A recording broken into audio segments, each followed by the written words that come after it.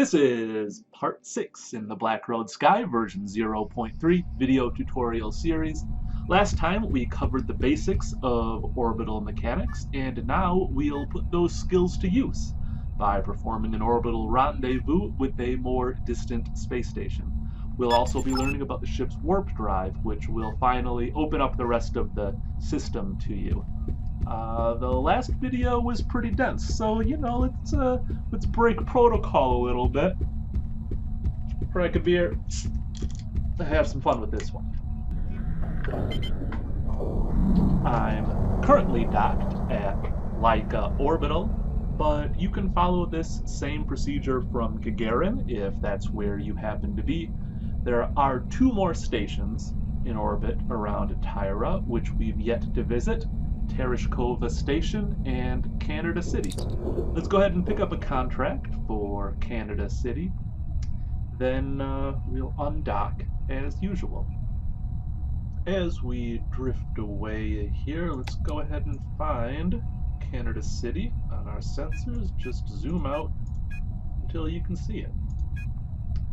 I'll click on the icon there, hit lock, and then head over to the map screen to get a look at the situation here. So clearly I'll want to raise the apoapsis of my orbit to meet Canada City. Typically for an orbital rendezvous in real life, we'd want to raise our apoapsis to some point just ahead of the station. This is because in the time that it takes us to reach apoapsis, the station is also moving along in its orbit. So if we shoot directly for it, by the time we get there, it's long gone. And this is where the ship's warp drive is going to come in handy. So let's forget about the rendezvous for a moment. We'll return to Canada City shortly, and we'll take a little sidebar here to learn how warp works in Black Road Sky. Warping essentially works as a localized time acceleration that affects only our ship. So we're locally warping through time. We can warp along our current orbit, in other words. We can't teleport from one location to another, and we can't change our current trajectory. There's no element of propulsion to the warp drive.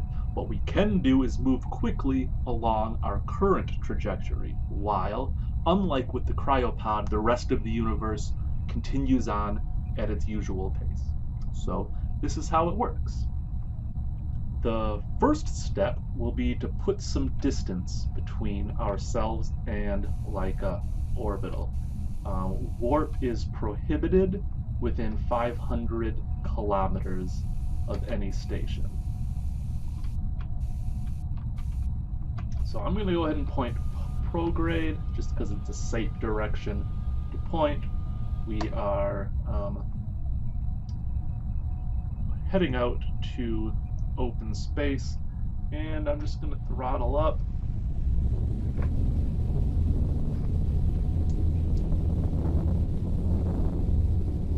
I'm also going to head back to my sensor screen, zoom in, and make Laika Orbital my make Laika Orbital. Oh no! But I got throttled down. What's happening? This is Chickadee, and I'm gonna make Laika Orbital my target again, just so I can keep an eye on my distance there. Okay. Okay, Chickadee. You want to sit on my lap? No, I want to cause a ruckus. Yeah, I thought so. Come on. Okay. 500 kilometers, that's a fair amount of distance. But remember, once we hit 100 kilometers, we can hop in the cryopod and blast through the last little bit.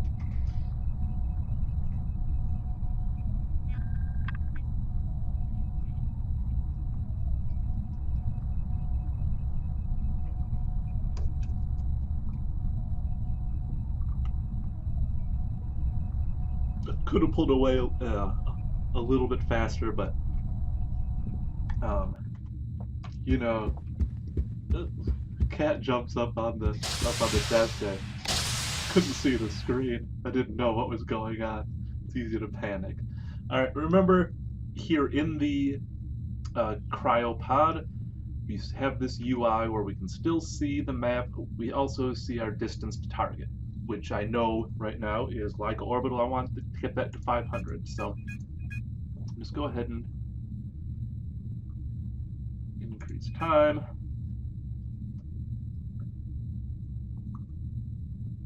Almost there. I don't think I mentioned this, but probably you've noticed by now. It also lets you know how long in real time you've been in the cryopod. So all we did there was burn 5 minutes. We could have just talked to each other about our lives or whatever for 5 minutes. But that's I think hopping the cryopod is probably the more pleasant option. Now, just for fun, well, as well as for demonstrative purposes, I will head back to the orbital map here, and you can see that how that forward thrust, which I applied just for the sake of getting away from Laika, affected my orbit. Much higher eccentricity, much higher apoapsis. So always keep in mind that when you make a big velocity change, that will affect your orbit. No big deal in this case, but if I had decided to depart in the other direction, burning retrograde, it would have put me on a collision course with the planet. Keep an eye on your periapsis. If it falls below the surface of the planet or moon that you're orbiting, the readout will change from a numerical value to the word impact. Just to warn you that you're heading for the surface, which is definitely something that your ship is not designed to do. Now that Laika is over 500 kilometers away, we can set ourselves up to warp. So we need to start by charging our warp accumulator, which we do by pushing this ACCM button here.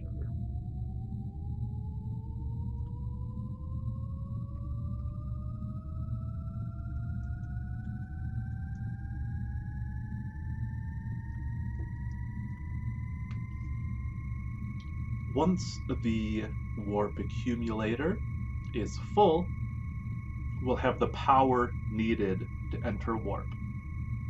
The next step will be to point ourselves prograde. And note that we have this warp status readout that sort of gives you a hint as to if you forget the procedure as to what you need to do next. So our warp status is currently unaligned. That's because in order to enter warp, we need to be pointing prograde. My prograde marker's right there. So I'll just ease myself around. And you don't need to be perfect here. Get close to the center. You'll see warp status change to locking and then to ready. And at this point, we can shift into warp mode by pressing the button there, or of course hitting the right arrow key. Finally, warp is activated by throttling up. Same throttle controls as your boosters, but once we've entered warp mode, the throttle is now linked to our warp drive rather than to our boosters. So remember, we throttle up with left shift, throttle down with left control. I'm going to go ahead and throttle up, and here we go. Throttling down. Dropping out of warp is as simple as throttling down. I think probably, I could have talked about it a lot, but I think what just happened there hopefully makes the the whole steez of the warp drive pretty intuitive. With warp activated, we'll keep swinging around in our orbit until a station comes into that 500-kilometer range. Stations are equipped with warp inhibitors, which will slow you down as you get closer and just kick you out of warp when you get within 500 kilometers. In warp, we can speed up or slow down with the throttle, as maybe you'd expect, and when we're ready to drop out of warp, as I just did, we do so simply by throttling all the way down. So with this tool at our disposal, all we need to do is make our orbit intersect that of our target at the point where it's at. We don't have to worry about timing it so that we meet the station. We just need to intersect our orbit with the thing that we're trying to rendezvous with. Then we can go ahead and warp ourselves to 500 kilometers or so away from it, and from there we'll perform the same sort of close range rendezvous maneuvers that we've been doing all along, that we've already learned. So just for fun, since we're just introducing the warp drive here, I'm going to flip back into maneuver mode and put myself in an orbit. I'm going to attempt to put myself in an orbit that does not come within 500 kilometers of any stations.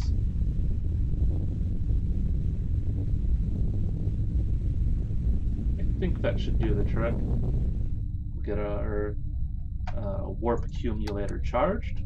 While that's happening, I know that I'll need to be pointing prograde, so I'll just start swinging myself back that way. Hold myself there.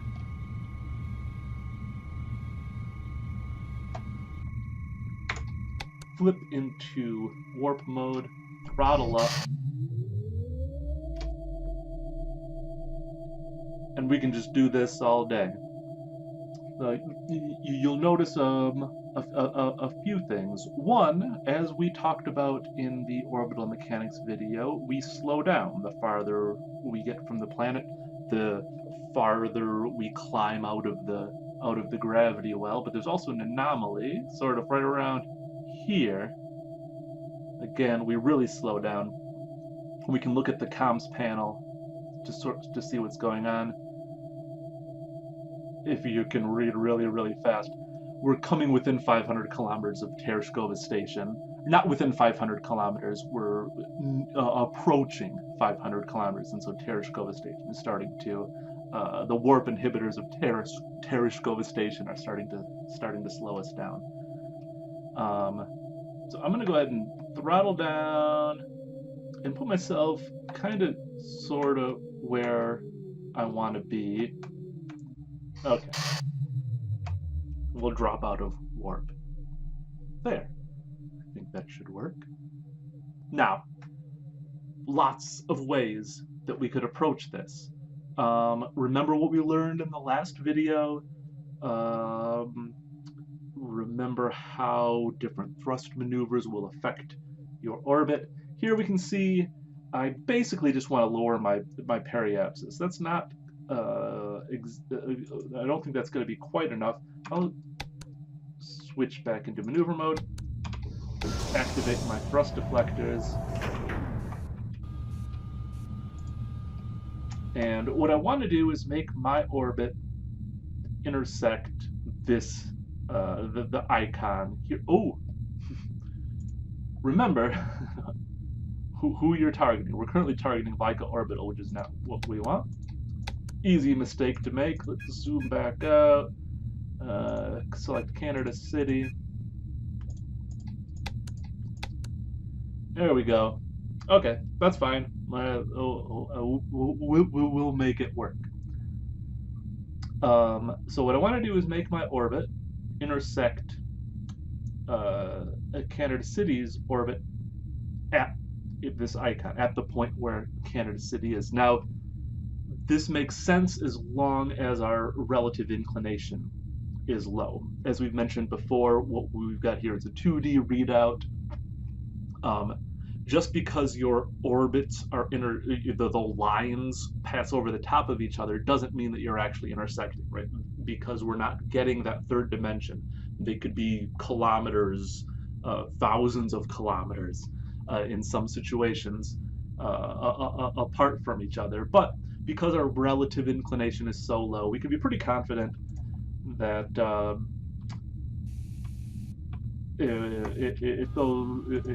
if those lines intersect, they're intersecting where we are expecting them to, or where we want them to. So I'm just going to throttle up slowly. And yeah, this should work. I don't think we'll need to do anything crazy. Remember that warp is prohibited within 500 kilometers of any station, so there's no purpose in trying to get this perfect. We want to get within 500 kilometers of the station, and that's it. And we don't want to crash into the planet on our way there. I guess that's probably the main concern. So that looks good. You can see our periapsis is coming pretty close to the surface of the planet. So if you're not paying enough attention, it's easy to put yourself on an impact trajectory while making a rendezvous maneuver like this. And between here and there, we've got quite a ways to go. There's a good chance that we'll be kicked out of warp by another station. But let's go ahead and activate the deactivate the thrust deflectors. Start charging the warp accumulator. Get ourselves pointed prograde, and we'll see what happens.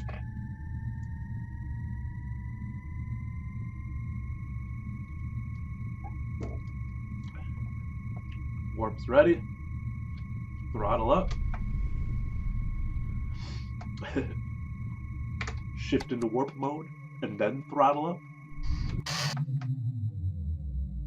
Here we go, and perfect.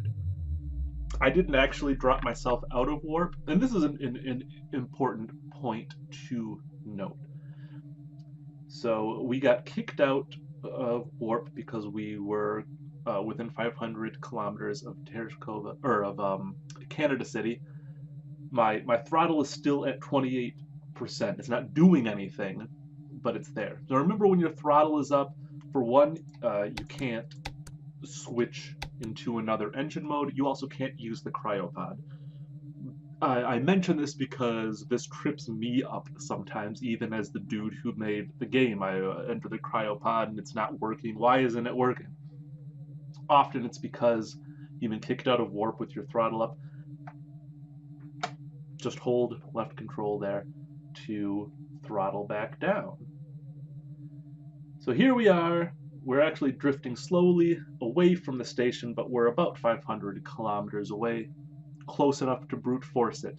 You know, if you want to go, if you're in a hurry, you're moving and shaking, you got a big life going. Well, all we're gonna do at this point is a close range rendezvous. So, so don't let me slow you down. What we're going to do now is what we've already learned. You've hopefully already done this plenty of times, and I'm just going to go ahead and do it rather than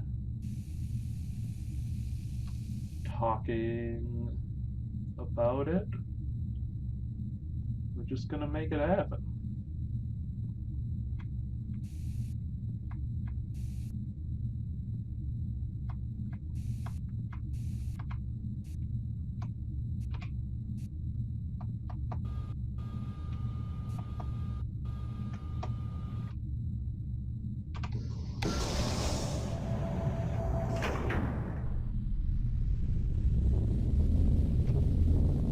One thing I will say, I'm not sure I've mentioned before, you can watch the orbital map, and as I make this maneuver, my orbit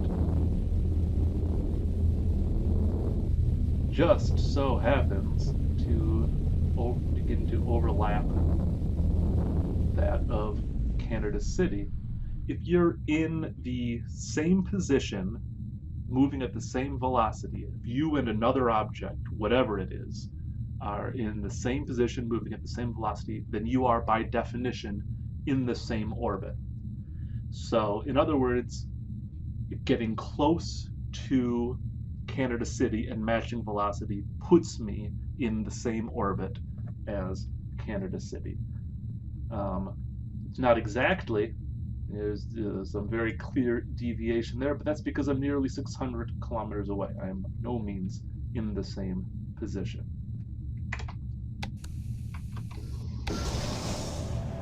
Deactivate thrust deflectors while I point myself towards the station, just looking for that pink symbol on the nav bar. I knew more or less what direction it was in, so I didn't bother using the sensor screen. That looks pretty good. Let's see if we can... Let's see how accurate we can get this. Alright, so we're pointing right at it. We're sort of kind of parked. We're pointing right at our target. 500 kilometers away. So I'm going to do this in boost mode.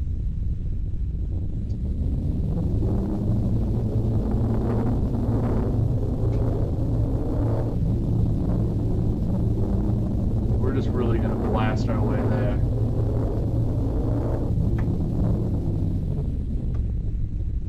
Okay. Back to maneuver mode. Now, it would take quite a bit of time as well as quite a bit of fuel to park myself in maneuver mode, just because I blasted so hard in boost mode. I'm going to want to nullify that in boost mode as well.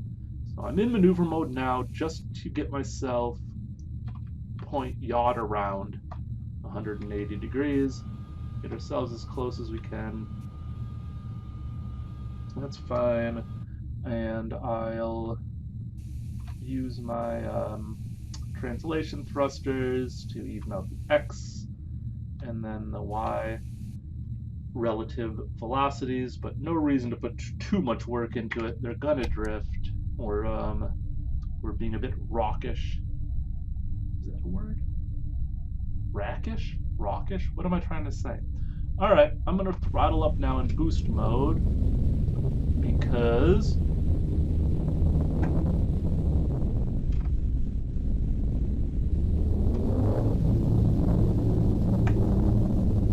we're getting close.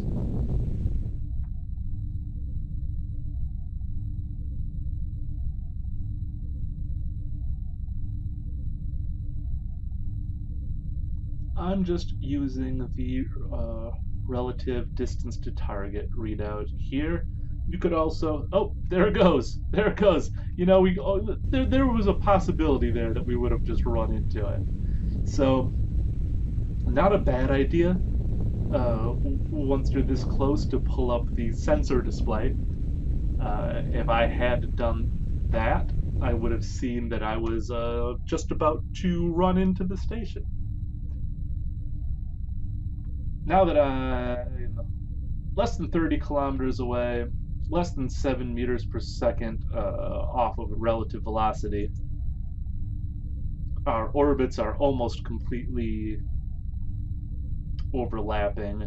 In other words, I'm parked. I'm parked nicely here next to Canada Station. There's no reason to have the orbital map up anymore. There hasn't been for a while. And if I was doing a good job of teaching you how to play the game, I probably would have pulled up this sensor screen earlier. Flipping back into maneuver mode,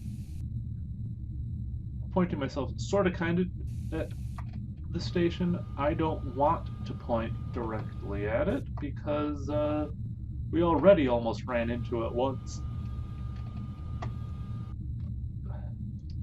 Still 30 kilometers away. Throttle up.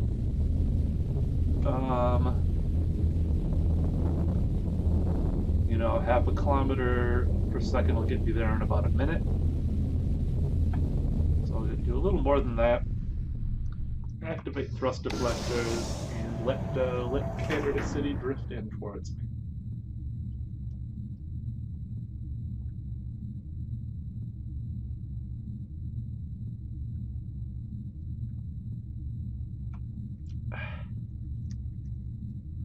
Now, the reason that I wanted to take a contract to Canada City rather than Tereshkova Station is because, as you can see, these city class stations look a bit different, and that's not entirely aesthetic. The docking approach for these stations is a bit different as well. There are, on either side of the station, you'll see these rectangular yellow entrances.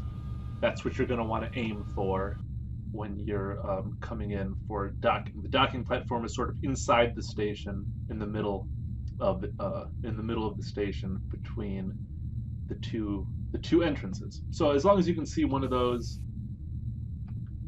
yellow entrances, you're all good. And this is one of the rare points in the game where I do sort of rely on the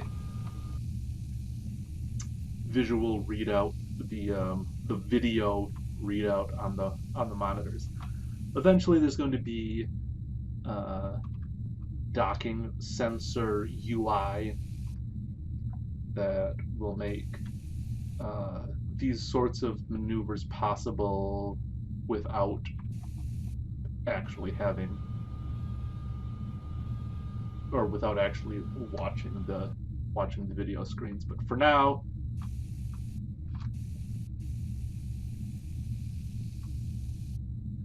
this is maybe the only situation in the game where watching what's happening on the screens is actually useful.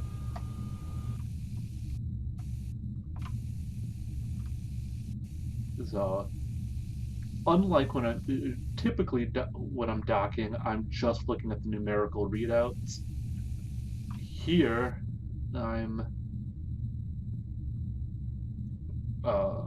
it's more like I'm playing a video game, you know? Okay.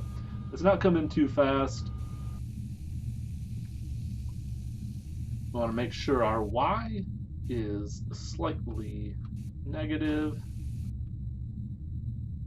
Let's get our X to 0, our X distance to 0.00 as we approach.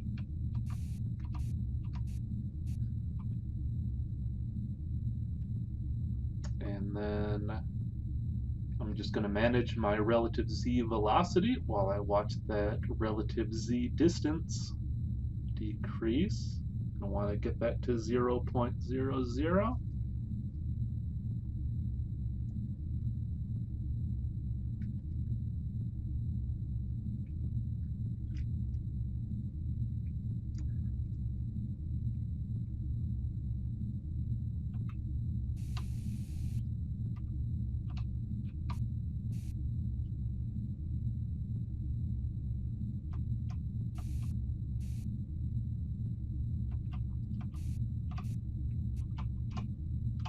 Okay, now all it's left to do is make our descent. Do so at just under 1 meter per second. Flip into docking mode. Deploy my landing gear. Take a quick look at my X and Z velocities here just to make sure that I am indeed going to be coming in within 10 meters of the center of the station. Then I will use my translation thrusters, or I just used my translation thrusters to get my X and Z velocities right to 0.00. Give another quick look. You know, I like to be close enough that you don't have to like do the Pythagorean theorem in your head. 4 and 0, I'm definitely within 10 meters. double check that my landing gear is deployed. It is indeed. I like to come in with velocity of less than 1 meter per second. Easy peasy. Engage the docking magnets. Hail the station, and as long as we didn't fuck it up too hard, they should let us in.